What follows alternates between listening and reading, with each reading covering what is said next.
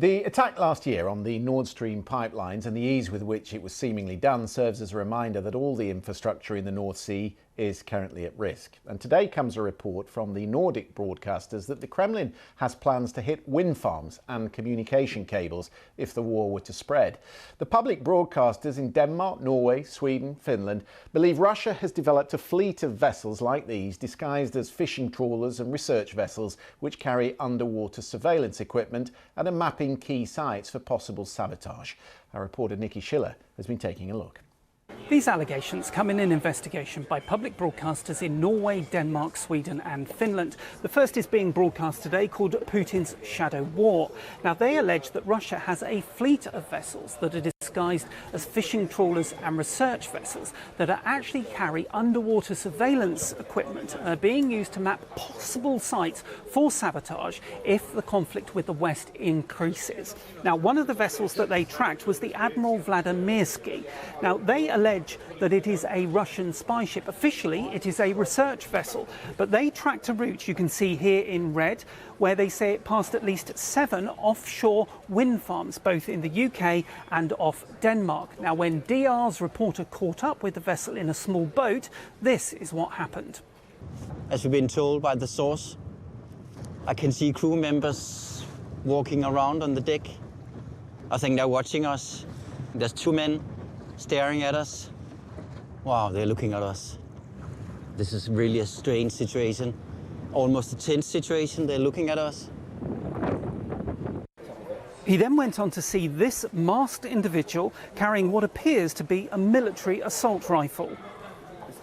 Now, the whole documentary uses claims by an anonymous former UK Royal Navy expert. Here's what he told the investigation team. They don't normally run encrypted communications. Okay. And that can only be something that they don't want people to know. So this tells me that this vessel is engaged in something other than hydrographic research. And what could that be? Underwater surveillance. Okay.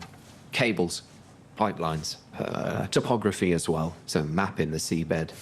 Not only are they able to map the infrastructure, but they have built a fleet specifically to attack that infrastructure. In Norway, this NRK journalist has been tracking the routes of civilian vessels, and in one case, he says a Russian trawler crossed 130 times the Svalbard cable before it was damaged. Now, we don't know what caused that damage, but what we do know is that signals from this, one of the world's biggest satellite stations, do pass down the fibre optic cables. Separately, the BBC understands that UK officials are aware of Russian vessels moving around UK waters as part of this programme. It's also worth noting that reconnaissance of secretive sites isn't that uncommon, and indeed Western nations may be doing similar things in Russia. Thanks to Nikki for that. Joining us is Sture Ulriksen, who is an associate professor and researcher at the Norwegian Naval Academy. He's been involved in the documentary. Thank you for being with us. So unencrypted ships, ghost ships, effectively, cruising around these wind farms and over the cables. How many of them do we think there are?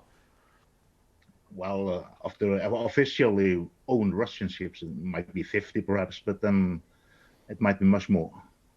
How difficult is it to protect these sort of things? Because by their very nature, underwater cables, wind farms, they're in very remote locations. Some of them are, yeah. And one of the problems here is that if this is in international waters, then it's difficult to put someone to court for having destroyed them, and that's also the background for we know who did the Svalbard cable, for instance, but they cannot be brought to court because the law is so old and they are obsolescent. Are there some parts that are more susceptible to this than others? Are there parts of the sea where cables come together, or they cross, or they interact? Are there places where you could put naval vessels to defend the infrastructure? Of course, if you think about the pipelines in the North Sea, and so that all of Europe depends on it, then we have a lot of sensors out there, mostly civilian, but still, if all the information from all these sensors could be brought together, then and we would have some military assets on guard, then it will be possible to stop it. It's also possible to check out if there is any explosive there or so on. So that is already done with most of the North Sea infrastructure. So it's Sorry, possible. are you suggesting there may already be explosive there?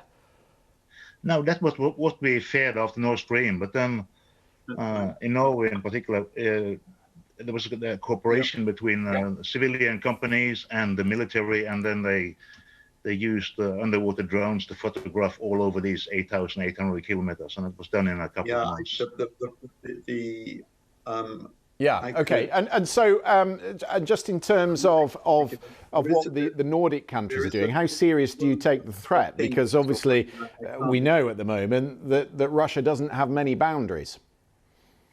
No, they don't, and we've seen these things growing, and they are also taking much more risk now. So it's more visible.